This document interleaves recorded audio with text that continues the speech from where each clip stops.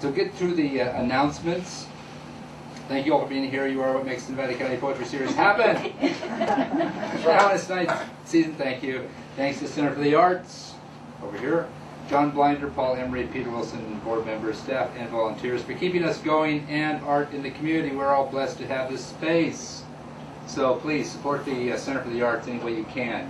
Volunteer, money, anything you can do for them you can, because this is a great event that happened. And I don't know if you have really followed the history of the Center for the Arts, but it was real shaky at the very beginning. There was a lot of problems that they had, but they've got together, and so now please support them any way you can. Ideas, information, check out the front desk over there, pick up information, sign up for their mailing list, and also, you know, donation list, both those things together. Isn't it over there?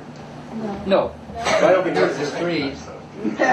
This is south, north, well, we're not exactly aligned, but that's kind of east over there. The building's there? North, No, we're facing east, north, south, west, right there. Oh, man, Center for the I'm Arts is over there. So we want to also thank poets and writers for the generous funding for the poets, and those of you who contributed the entrance fee. That also helped us out, and also any contributions in the jar back there for anything. If you know, it's a low cost. Where's the drinks? The drinks. We're getting to that. Ask Todd. Please, if you haven't paid, pay Bill back there, because as I said, it does support all the poets that read for us. It's vital we have that, and also for sending out your flyers. Which another thing, if you aren't on the flyers list, you're not getting flyers in the mail. Sign up back here on the mailing list and get on that, so you know who's going to be next. Okay, we want to. So please pay Bill if you haven't paid. It's good to give. You know, it's good to give. You always get more back than what you give. That's just the way the law of karma is. It's true. We also want to thank the Etrican Foundation for grants to help us in the cost and put the poets in print of our anthologies. We have a very few left back there, so don't be left out. And they're going to be gone soon, so grab one. If you don't have one, you need one. They're great gifts, too. Great gifts. You know, Mother's Day's passed, but Father's Day's coming up. So there you go. We also want to thank Karen and Allison at the bookseller in downtown Grass Valley. Please support your local independent bookstores, new and used. You need them as much as they need you. Small businesses. Isn't Booktown around the corner over here? Yeah. Small businesses are the heart and soul of community. Don't extinct them. Booktown. Is there anybody here? No, we're Booktown. Isn't that where 6 Foot Swells did their release? That was the Jason's Coffee Shop. Right in front of Booktown. Right. You don't know where Booktown is? That's Booktown. Ask them. Also, in fact, we have two of them. Are you in Booktown, Ed? I'm in Tomes, the old Tomes. Tomes, okay. And Ed's a book dealer here. John's a book dealer. I don't know if we have any other book dealers here in the audience, but please support them because they do need your help. Yes, badly. Yeah, they do. I mean, you know, that's why they're over there. Basically, that's why they're over there, because they need to pull together the resources. So help them out. It's much better. See us afterwards to buy a book. Yeah, there you go. I think 6 Foot Swells books are available here too. That's true. We also have the anthologies, the NCPS anthologies over there as well, copies of those. And also individual writers who are in here, everybody's in there. Okay, so you don't want to extinct them because we need them. Okay. Also, oh, here it is again, Booktown Books. We want to thank you again, Booktown Books! On Bank Street, Grass Valley. Okay. Across from the new hotel. There we are, across from it. There we go. And it's on the corner there, right across from where Caroline's coffee shop was, or is it still there? It It is still there, okay. And we have maps back there. If you want a map, we'll bring you a map, okay? Walking tour today. Yeah, and we'll go over there. Yeah, right. We'll party after the thing. John's going to let us in. We're going to party with John over there. Okay. Great. Pam Young at the Union News for coverage of our readings. The Auburn Journal and Kel Munger of the Sacramento News and Review. Thanks to, yes, Adele Taylor. Yes.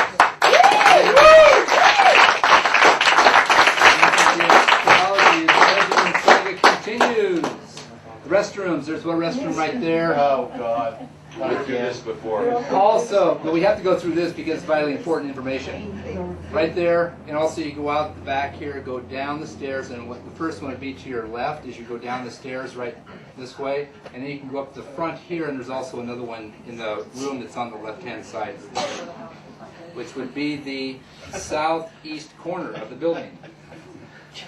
Refreshments, cookies, soda, water are free, so help yourself to those. They're free, but if you can put a donation in there, it helps pay for the cost. Please sign up for our mailing list, which should be right back here for our next readings. And on June 21st, Thursday at 7:30 p.m., we will have Terry Moore from Sacramento. I don't know if you know who Terry Moore is, but he's really quite a sensation. He's just toured everywhere in America. He's opened shows for some of the Earth, Wind, and Fire. Maya Angelou. There's certainly also done openings for big star performers up at the MGM in Reno, in Las Vegas. He's been all over the place. He's really good. He memorizes most of his poems, and he wasn't really a what you would call a rap or a slam poet, but he kind of transformed that whole idea of slam. He's kind of a pioneer in it. He kind of transformed slam into a real positive direction. And he's really a phenomenon to listen to, so please come and hear that. And also we have Teresa McCourt, who was in one of our anthologies, and she's an Australian. And she's really getting a lot of attention right now, too. She's a very fine writer as well. So I think you're going to really be thrilled to listen to them when they come here next month. So please come and visit us on that June 21st, Terry Moore and Teresa McCourt. So sign up for our mailing list, get a flyer. Bring poems to read. Always bring poems to read, because we have the open mic afterwards. Okay, so as I said, there's no better gift than poetry. So pick up those anthologies back there. Okay. I think there's a couple over at Hook Town. Okay. So we got through the announcements. One more. Poets and writers. Can we do one more announcement? Sure. This is Saturday is the Gold Rush Book Fair, annual book fair. It's at Grass Valley Fairgrounds, and Booktown is participating. Good. And if you come into Booktown and mention John Fletcher's name, they'll give you a free pass. We have some free passes there, don't we? Yeah.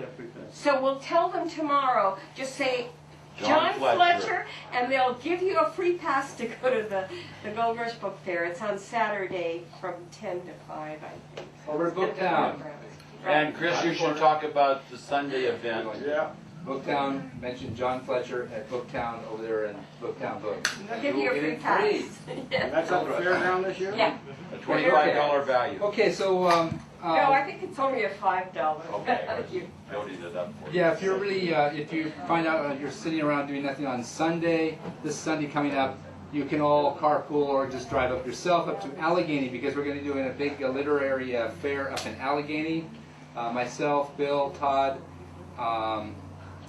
Utah Phillips, and some other people are going to Will. Will's going to be there also. We're all going up there and we're going to do a reading, and so if you have nothing to do, go up to Allegheny. I don't know how to tell you how to get there. You 5 miles past North San Juan. There you go. Watch for the sign, turn. There you go. End Okay. of the road, the very end. Oh yeah. Also, if you're in Yosemite on June 1st, I'm going to be giving a reading at LeConte Center in downtown Yosemite. If you're there on June 1st, Cool. Friday night, check out LeConte Center. It's downtown Yosemite, the Big Valley. It's on the way going all the way up to the Anson River. Downtown, there's nothing around LeConte Center. That whole place is downtown Yosemite. I see, yeah, that is downtown. There you go. And you won't believe what they're doing to it. So it's really wise that you go there and just check it out. You don't have to come listen to me. Is it good or bad what they're doing? I Okay, don't and our think it's featured that readers tonight, good. We're getting to that. Thanks to Bill. Nevada County Poetry Series, Thursday, May 17th, presents 2 readers from our area. The first one is Tiffany Seagrave.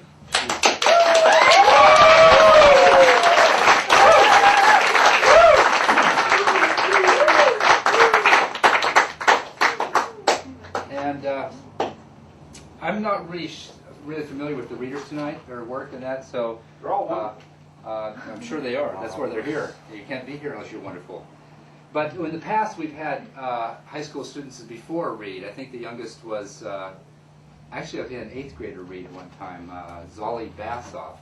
And he did an incredible job. And the young students who are coming up now are just incredible with all the information, all the things they've got to go through. They have so many experiences. It's really nice to have them come out and do readings for us.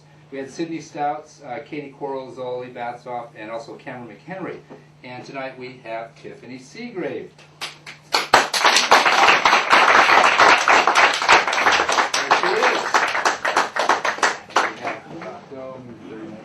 Okay, can you tell me when I don't have any time left? Yeah.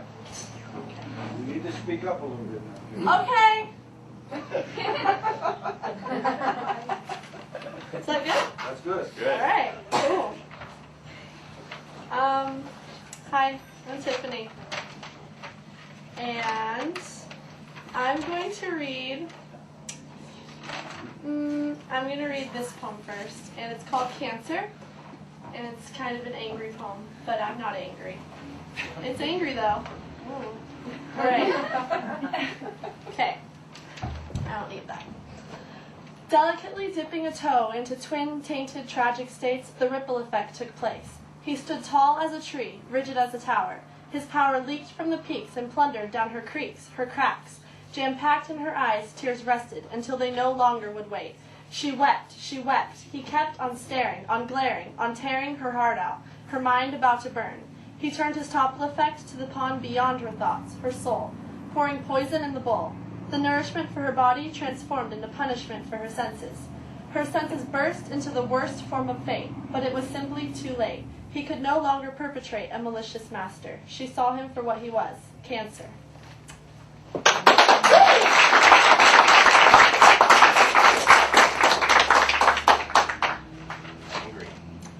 It ended kind of happy. This one's very uplifting. Okay, it really is. I don't know, I like the angry ones better. Okay, it's called Wings. Okay. Hesitant hands entwine with heartbreak, forsaking fascination, future elation seen as mere contemplation. Clear glows of fear smear across her face as a trace of soul shows and rolls through tears. A missed kiss broke her spine, crime committed by her dim-witted self. Fear feathers through her body when faced with tastes of love that captivates. Through her body feathered, followed her fantasies, fantasies of feathers, feathers on wings. Wings that carefully carry all cruel cares away, sway in the wind and find their fate deep within the ocean, seeping away. Her heart quivers as a sliver of life revives, sends shivers up her neck, sliding through the breeze, gliding across seas. Forgotten yet wanton freedom flees away from her harnessed heart, escapes and takes with it an intricate roll of delicate desires.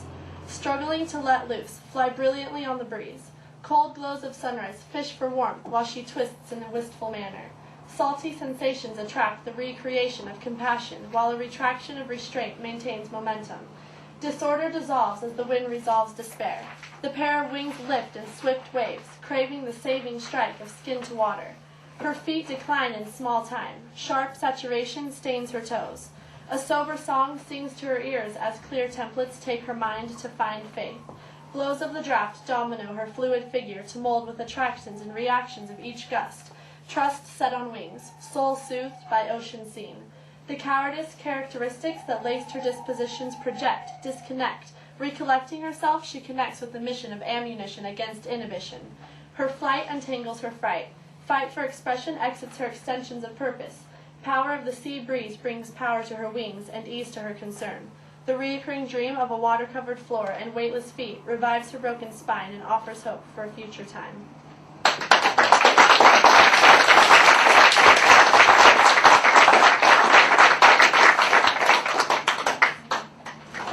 It's getting a little warm. Yes. Can we open a window? No, We can can't. turn that on. I Okay, can it's talk a little- loud. It's a little noisy. It's okay. Forgive us My on voice that. carries. Your voice is great. Do our very Yeah. We could open a couple of side doors.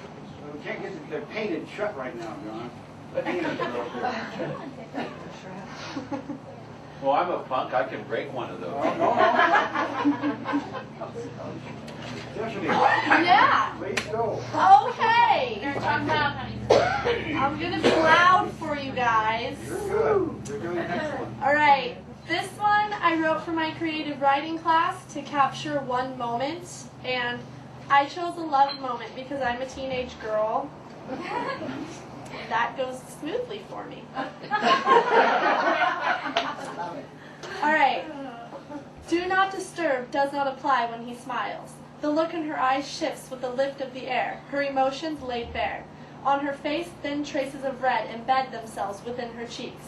His eyes observe as her wall weakens. The creek's end, cherry lips rise above an indented chin, smoothly rising in time with his hands tracing her fingers. Finally entwined, each extension of their intentions enters her heart through his touch. 10 touches, 5 for each hand, softly trace her wrist. Tickles travel in a subtle manner. He scans her reaction, waiting for the impact of small insinuations, inconspicuous inclinations, intending to inform her of his feelings. Flavored wind brushes his face, winter's memorable taste tainting the new spring day. The chill of the air tightens his grip. Fate plays with the grays, painting over them with trays of fiery wind, infringing on the solitude of shyness, implying action, indicating important moments, dictating decisions. Drenched in destiny's assurance, he assures himself, hiding behind comfort will unsort the situation. The small creation of emotion, timidly taking its time to reveal itself. The stealth of her thoughts is slightly wiped away as fate's sway blows his pheromones her way. His simple smell seduces relaxation into her shoulders. Secretly, she senses the ease in her spine, entwined with the ease of her mind. His kind eyes reflect the section of her heart saved for him. Her stomach spins in a nervous fit as she realizes his hold on her affection. She hears him laugh, charming and effortless, effective in affecting her disposition. Green grass enveloping their blanket reflects the shade of his eyes. Surprising senses send her feet racing, revealing her nervous tendency. Her foot parts the grass. Soft scratches whisper to her ankles, a warning to stop fidgeting. With effort, she calms herself, handing her nerves to time, handing herself to him. He releases his grip on her fingers and finds her face. With suspense suspending her breath, she closes her eyes. He watches her lashes lower and lowers his face until his lips glide across hers, two souls discovering the meaning of falling in love.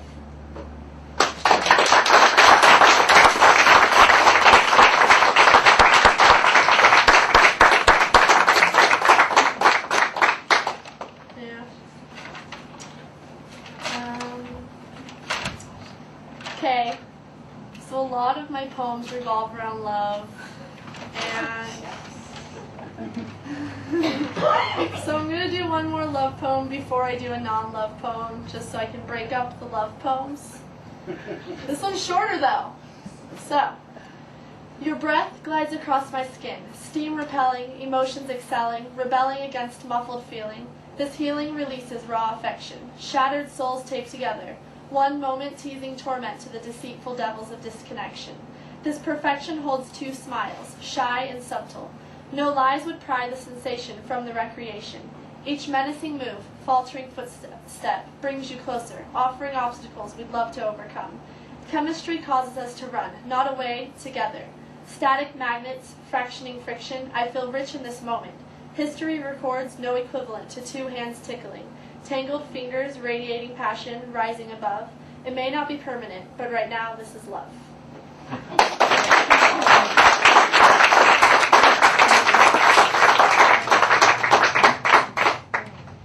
Okay, this one's not a love poem.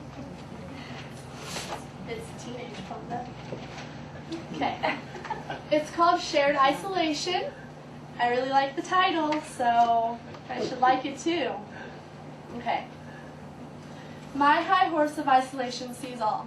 It sees sensitive sound vibrations relentlessly rotating, round masses mutating, conforming, molding to the shape of friends' footprints, peers' prices on life. From my horse I see illuminate, laminated skin breaking, fingers shaking, eyes racing, heart quaking. You are faking your puzzle fit. I read your lit eyes, the glassy wall, the grassy circles leading into black holes. They scream in silence, with no license to drive you crazy. Crazy to conform. I watch from my horse. I've named it isolation. It's good at racing others' motives. It always wins. Once you watch my horse take off, you'll wish you had a horse named Isolation as well. But for now, you are stuck on the ground of ignorance, watching my horse prance. But no, you are not ignorant. Your rants reveal soaking pants dipped into deep ponds. Passively, you are pulled down, but you still glow, and this you know. It shows with the gleam in your eyes. The seam of your pants jump with your almighty strut. Of course you stick out. No doubts persuade me or my horse against that. But the facts still stand strong. The strong aren't different, just strong. The wrong aren't different, just wrong. And with your glow, it would seem obvious. Only the oblivious would think you the same. So from my horse, I say this with some pain, but no shame. Your glow does make you different, even while you are still the same. You and I will share the horse's name.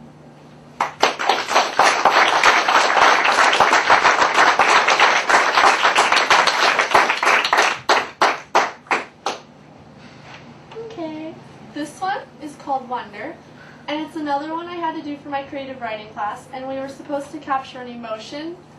I'm not sure if wonder is a very good emotion to try and capture, but I tried, and it kind of turned into a love poem.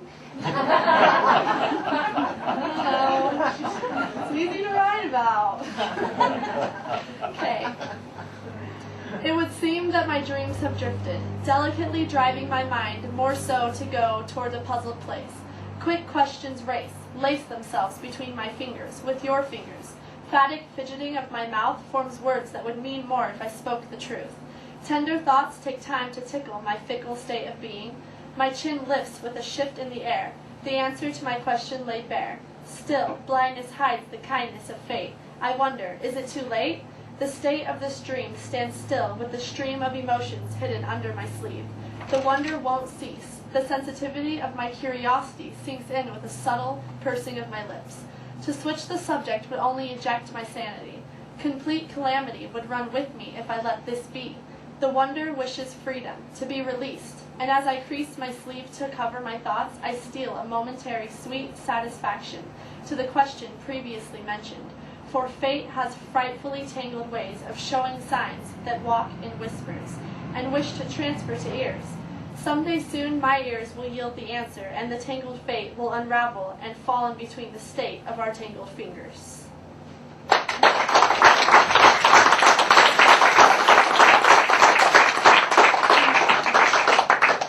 How much time do I have left? 10 minutes. Okie dokie. I can do that. So either I can read some more love poems, Yes. or I could read a short story that I did in poetic format. So it's a poem, but it's a long, long, long poem. Oh, let's have some love. Read love. Love? Okay. Love. Love. We need love. We can hardly remember our teenage love. Oh, good. Okay. This Bring it one? back. I'm trying to Okay. remember Be it. careful, your All right. dad's over here. Right. I was just thinking about what other people thought.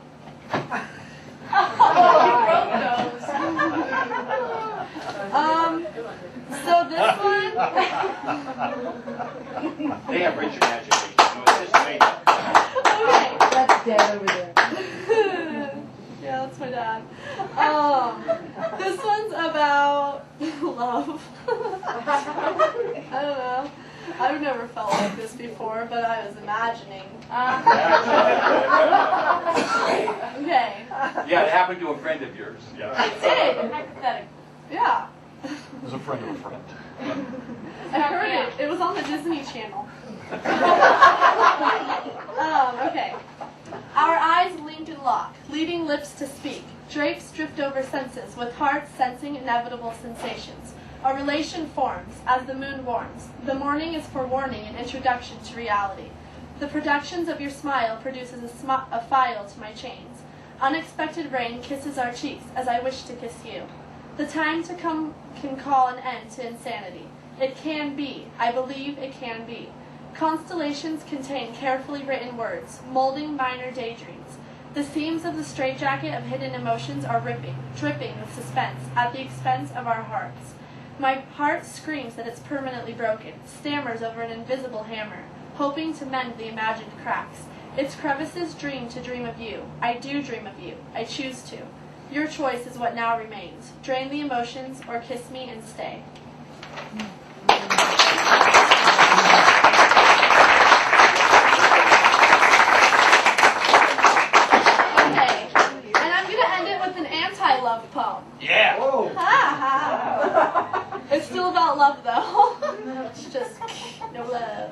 Our love child.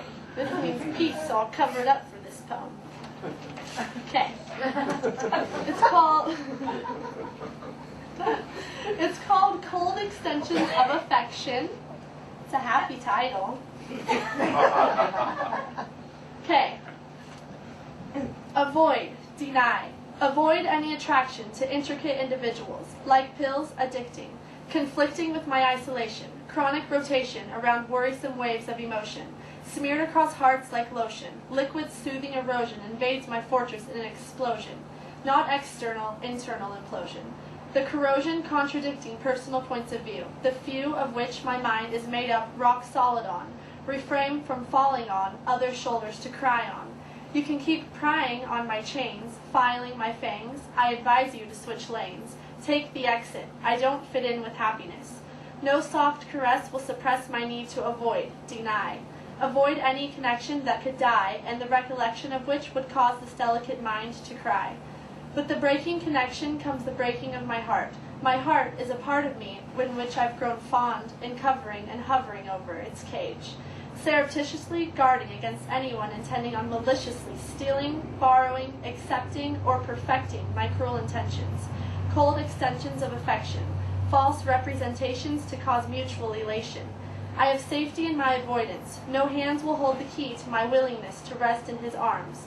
Strong arms, you have no right to bear arms. I adamantly avoid. I am driven to deny. So far I've seen success. So far I have not cried.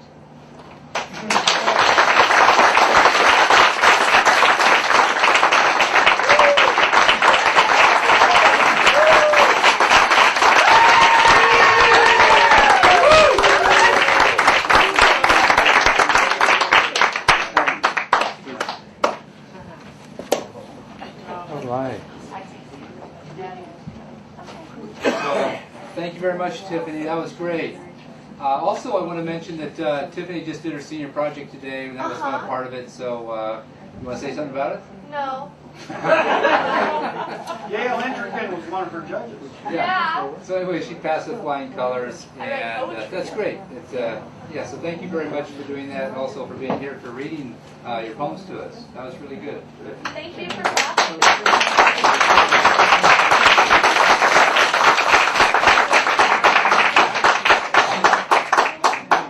Yeah, I think, you know, listening, I've been working with the California Poets in the schools for a long time, and I think that's really what keeps me going is being able to interact with the next generation coming up. And it's amazing what they will do for you as well as what you can do for them. I always learn much more than what I can teach students, but it's just really nice because it really gives you a lot of hope about, yeah, they do have a lot of answers, and they do know where they're going. They have a lot of very strong feelings about what needs to be done in the world to make it a better place to live.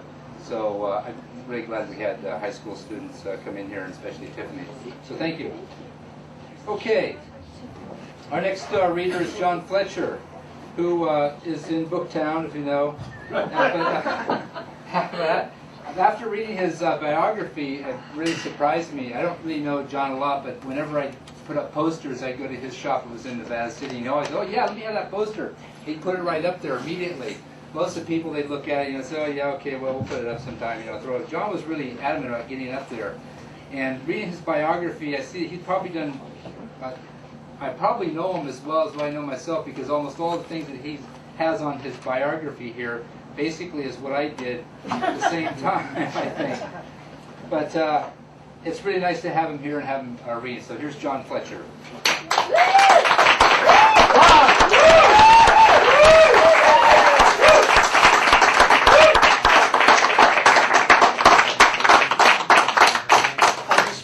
I just spent the last weekend 3 days with my wife at UC Davis at the campus down there in the quad for the Whole Earth Festival. And I have to say, I have not been so impressed or so hopeful in a long time as seeing young people doing positive things. And Tiffany is an absolute example of that. So my hat's off, and I think that at least our part of the world is in good hands. You will notice that my poems tend to be somewhat shorter Are they about love? Hey. There's some about love. There's some about rage. There's a lot about politics and some about religion. And I generally don't write rhyming verse, but I'm starting with a very short piece that'll sort of flow into something else, into the little religion segment. And it's called Jesus Said. Forgive them, Father, Jesus said, for they know not what they do. But it seems to me, after all these years, they still don't have a clue.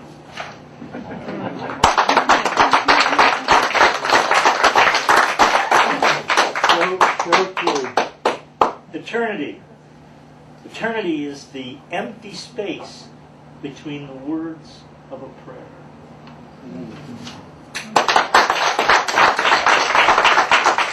This, Hey John, would you mind speaking up a little bit? A little bit. oh, man, I'm deaf in my left ear and I'm having a little trouble. all that rock in the 60s. Yes.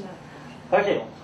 I wrote this poem 1992, 91 actually, visiting a mosque, Dar al-Islam, in Abiquiu, New Mexico. And this beautiful, beautiful mosque. And watching the men go into one area to pray and the women to go into another area to pray. And their prayers, I thought, were trapped. So I thought, I pray my prayer out of doors. No church or mosque can find my words, that are, after all, no words at all, but rather syllables of love spoken by my heart.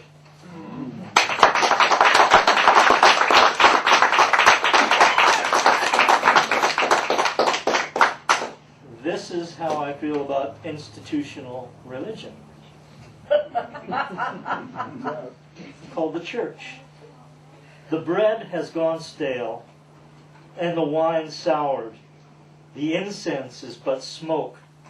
Old men still offer blood and body, but their blood now runs cold, and their bodies decay under soiled robes. Now only the building that houses the sacrament inspires awe, for the sacred has departed.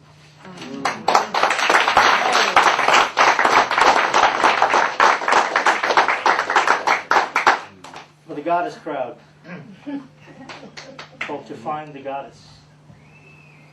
If you wish to find the goddess, look deep into the darkness of the night. There, in the deepest part of space, where the moderns would say the Big Bang took place, there she will be resting in her bed. It was, after all, a very difficult delivery.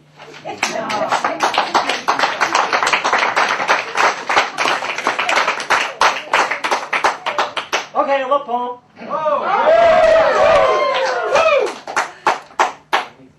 Lying next to you, feeling your heartbeat, listening to you breathe, I too am listening to my own breath, feeling my own heartbeat.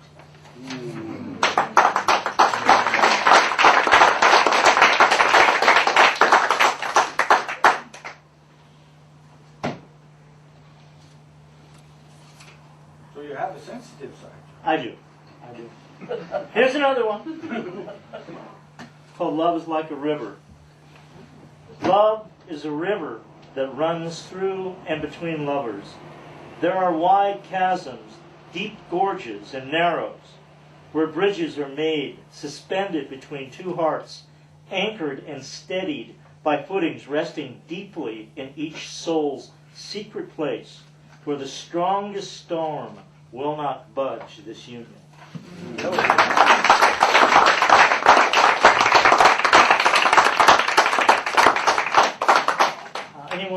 Any of you who know me know that I am a professed anarchist.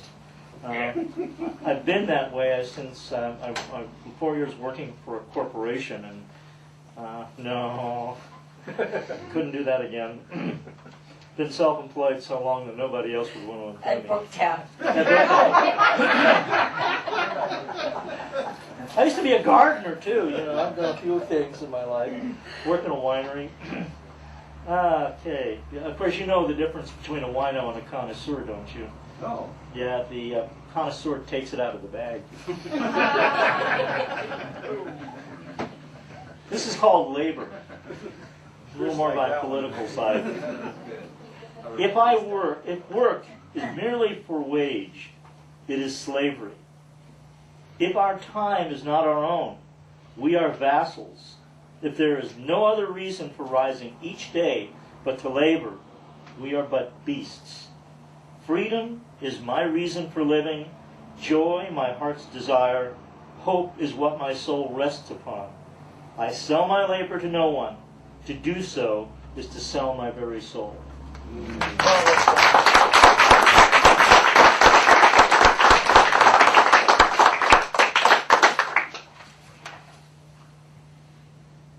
This is called excess. We can back into the religious thing and political. There is a place where the money changers are welcomed in the temple. No longer confined to the courtyard, they now sell their goods at the altar, preaching wealth, asserting that there is no greater sin than poverty. They sing a litany of consumption and investment with attractive terms available. They mock the old God who sits in gloom, regretting his creation. And the missionaries are sent forth to proclaim the new word of their new God, whose name is excess.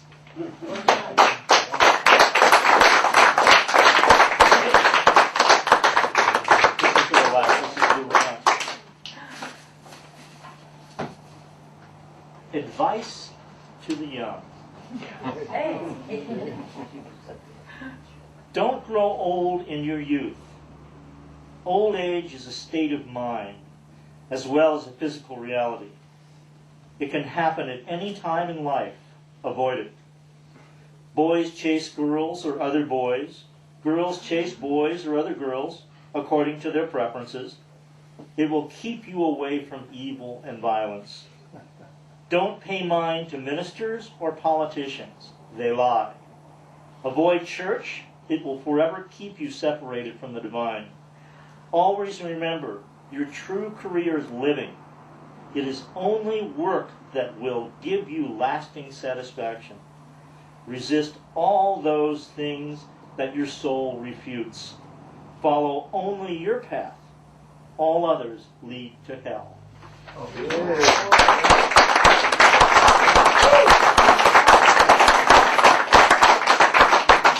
Manifesto, Freedom Manifesto. Spring. Risen in new life, the green Savior gathers her disciples. With death overcome, the risen one spreads life over a slumbering world.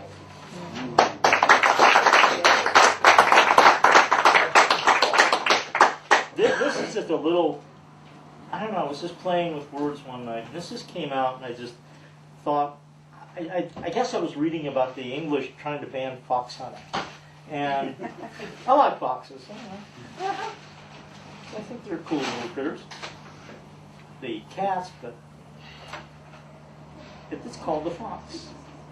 In a thicket of wild roses, the fox rests from the chase and watches from a place of fragrant safety his pursuer's confusion.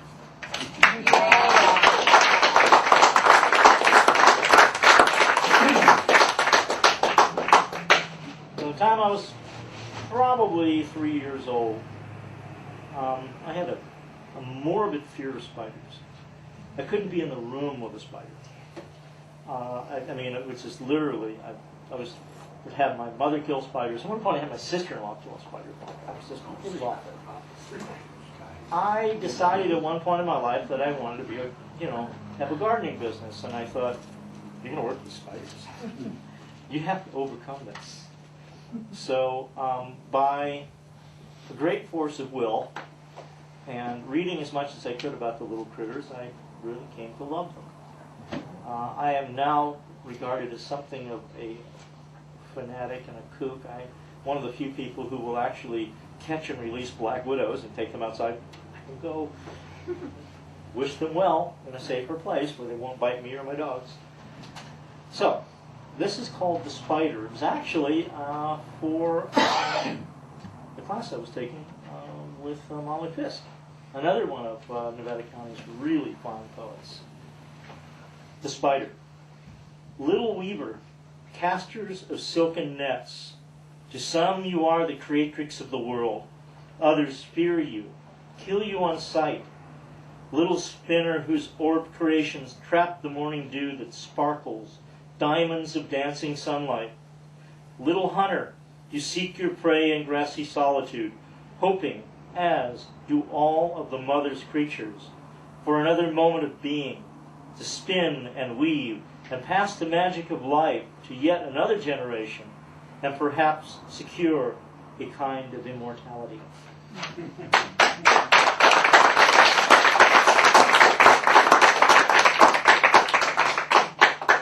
This one's untitled. But the forest god and his goddess, his one true love, gave life and many happy children, who in turn gave life to others through countless generations, and the forest rang with their joy until that day when the missionaries of the sky god came, self-righteous men, armed and dangerous. They slayed the forest god and defiled and defamed the goddess, enslaved the children in chains of iron, and laid claim and waste to sacred Eden. The rest is history, written in blood, in a book that has no soul. A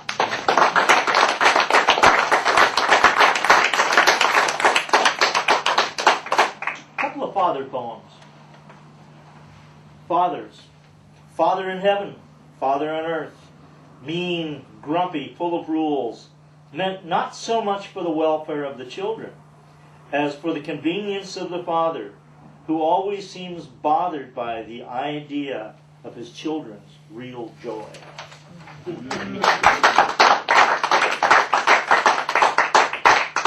That's because they're up to something.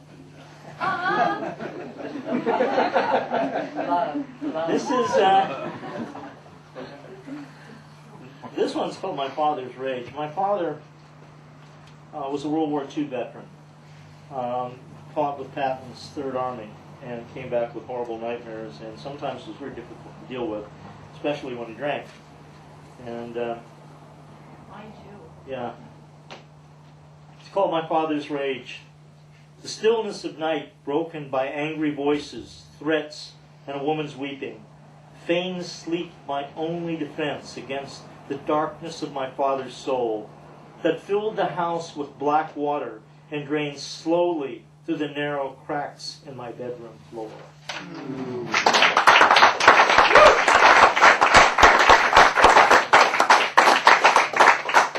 Here comes the anarchist again. Uh-oh.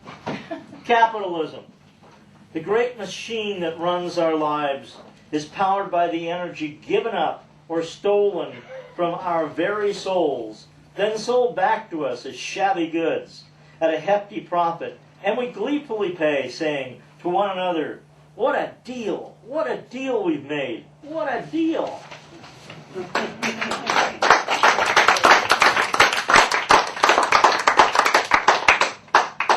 Play. Fathers and sons are never reconciled in a land where work comes first, play is scorned, viewed as childish, of no worth. So men forget games played by fathers and their sons, replaced by sports, games played by men, whose fathers never played with them, icons of the game, latter-day gladiators who fill the television, that distract men, but a poor substitute for fathers and sons at play.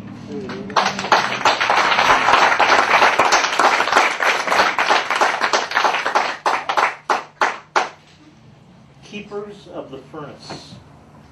Broken bodies, kindling for the furnace, babies torn from their mother's arms, men and boys separated from their souls, all fuel for the furnace. Men of God preach peace and love, but in the very next breath scream for holy war. They are the keepers of the furnace, as guilty, or more so, as the generals and the weaponeers who provide the hardware. the cleric keep the flame of hate alive.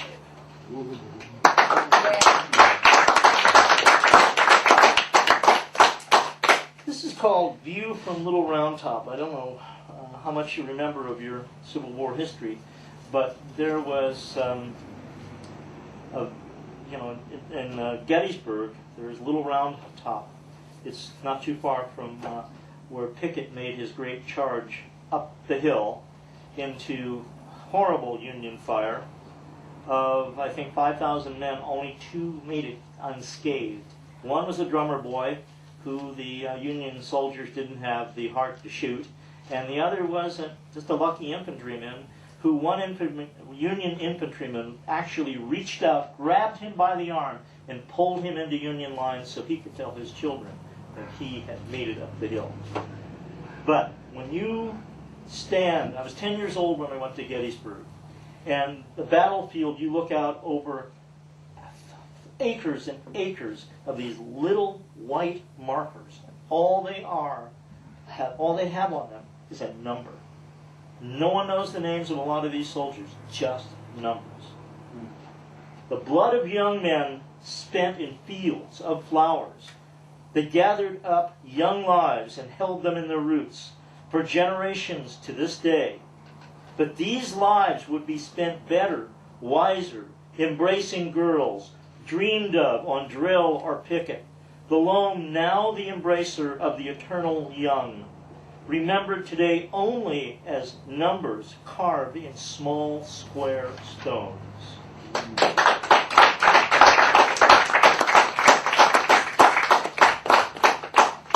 This is a poem that I wrote, and it is dedicated to my friends John and Chris, called The Lovers.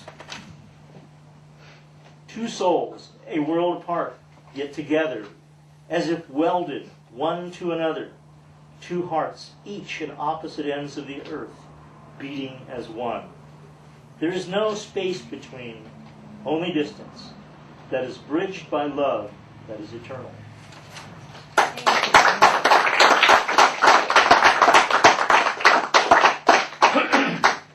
Here's a prose piece. I don't know if anyone here knows it. I think a few of you do. But I'm a broadcaster on a community radio station, KVMR, and I had the opportunity once to talk to some folks from the group Move, and they were very active in trying to free Mumia Abu-Jamal. As a matter of fact, 8 of their own people are imprisoned for a murder that they could not have possibly committed, but that's another story. And this is called Political Prisoners. When most Americans think of political prisoners, several images come to their minds. The first being the half-starved, frozen, frostbitten Zeks of Stalin's Gulag system. Next are the faceless, nameless wretches and the southern dictators like Chile's Pinochet, or the racist compounds in South Africa that held Nelson Mandela. These are truly places of horror, repression, and torture, and will forever have their place in infamy. Americans, for the most part, however, have a convenient case of political myopia, where our own history is concerned.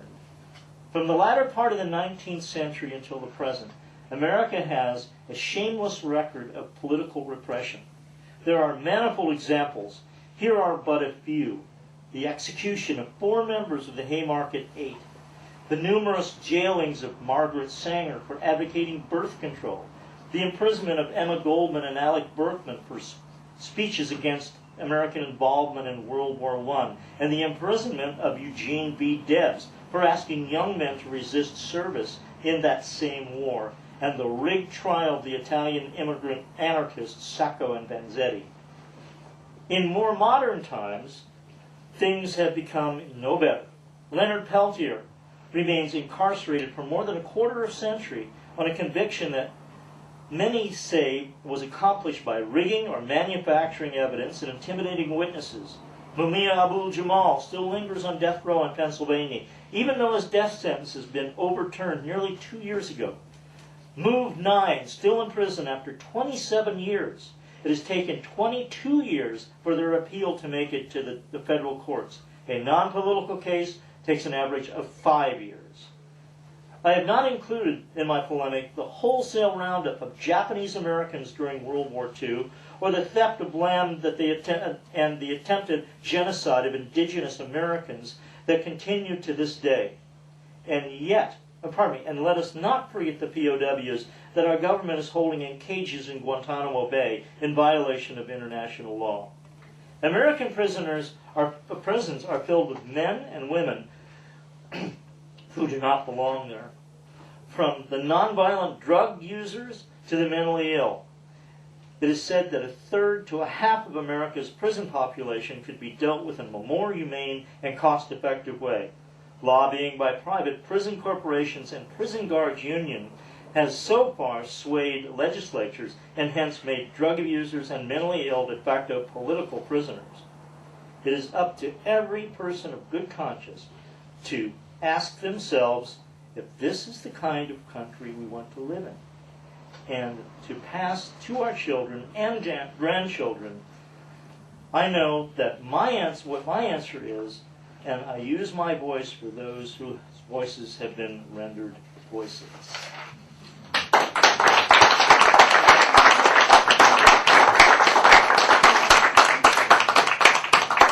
One more poem. This is my rant. Just say no. Just say no. That bony, grinning skull named Nancy told us.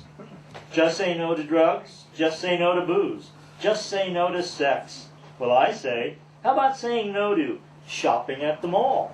Or just about no to killing trees and plants and animals. No to capitalism and communism.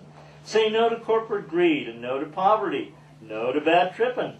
No through the concrete mazes of our run-down, run-out cities. Just say no to security cameras with a direct line to Big Brother's palatial penthouse. Say no to a president who can't find the bathroom, but led a nation into an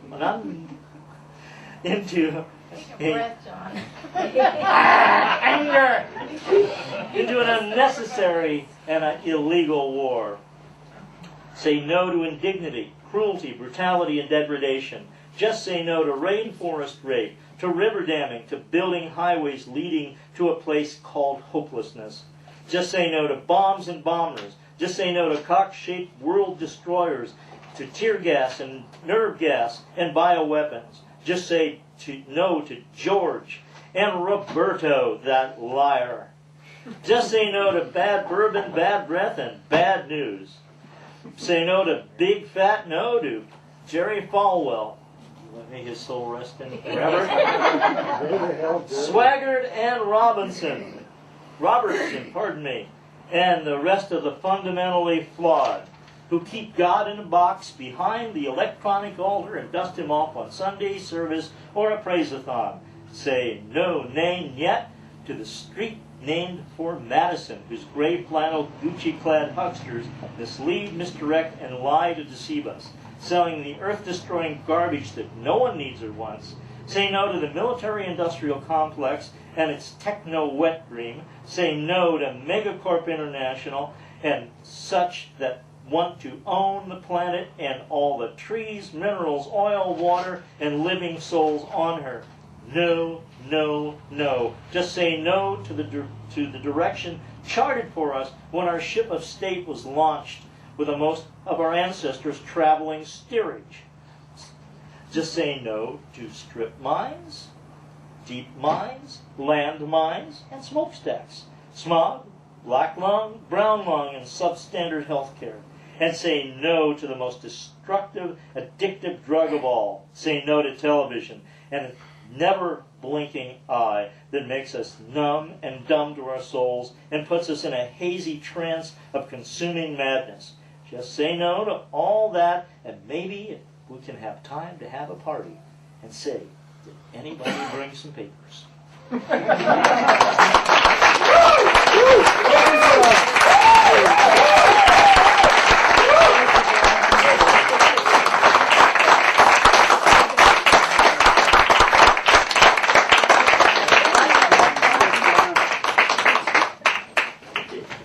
So great, yeah, that was a real pleasant surprise for me. because I haven't heard either one of you read before, so that was really great. You guys did really well. Maybe you guys are going to go on tour or something, you know? That was great. Yeah. Thank you very much. Tiffany Seagraves and John Fletcher, thank you very much.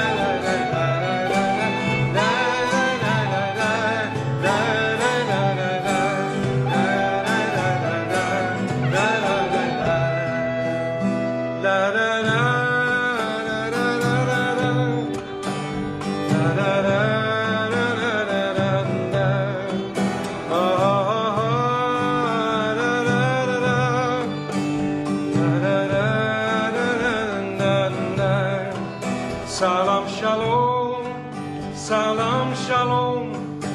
Side by side we live. Salam shalom, salam shalom, salam shalom. Side by side we sing salam shalom. Children of Israel, children of Palestine, all want a place to live, a time to shine. Salam shalom, salam shalom.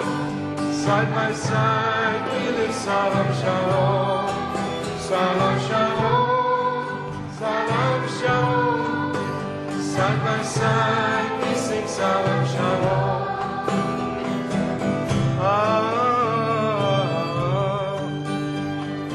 Now in this ancient sand, holy land, holy land, time for the pain to heal, a time to mend and understand. Salam shalom, salam shalom. Side by side we live. Salam shalom, salam shalom, salam shalom. Side by side we sing salam shalom. Sister, brother, mother, father, learn a new dance, sing a new song, walk a new path, make a circle where we all belong. La, la, la, la, la,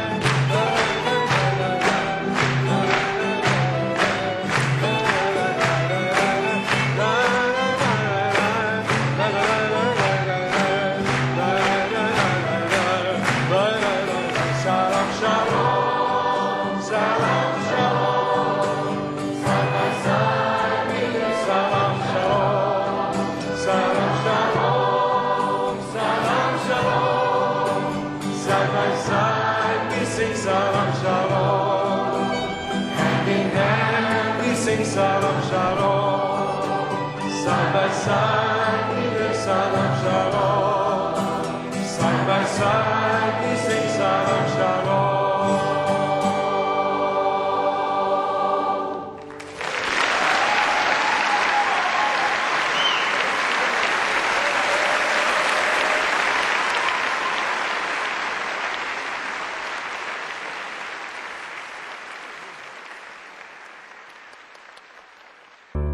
Seventh-day Adventist Church, Grass Valley, provider of Amazing Facts religious weekend programming, located at 12889 Osborne Hill Road in Grass Valley.